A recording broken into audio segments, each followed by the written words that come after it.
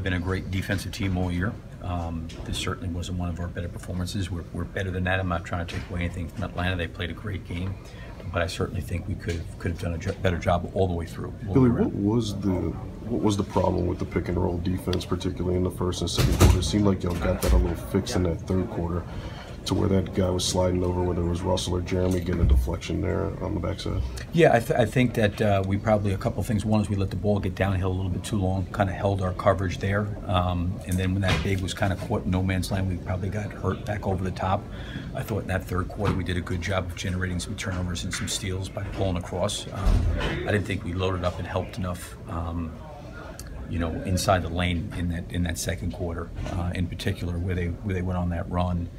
We needed to do a better job in some of their action, and I thought in the third we adjusted pretty well on it. This isn't the first time we've seen that issue with the pick and roll defense. I mean, Phoenix, I think Utah, Dallas. What has there been an overreaching theme in what's breaking down, or is it breaking down at different spots in each game? No, it's different. It's different. It's totally. First of all, it's totally different actions. You know what I mean? It's not like the same play, so it's totally different actions. But it's different things. Whether it's getting the ball stopped at the point of the screen, or whether it's our help pulling across and giving help where it needs to be. Whether it's the guys in the coverage with high hands. Is the floor overloaded? Is the overload behind the balls, in front of the ball? There's just a lot of variables there, and I thought, like I said, after the halftime when we adjusted, I thought we handled it better. You typically stick with a pretty standard rotation, starting mostly second unit guys in that fourth quarter.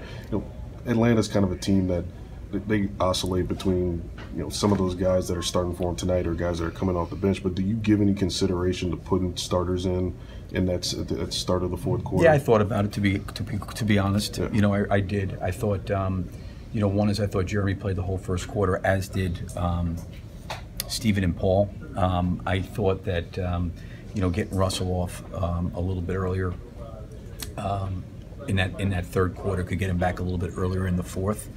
I just think it's a lot of minutes. Jeremy played 40 minutes tonight. Stephen was 38, 39. Those guys are playing a lot of minutes.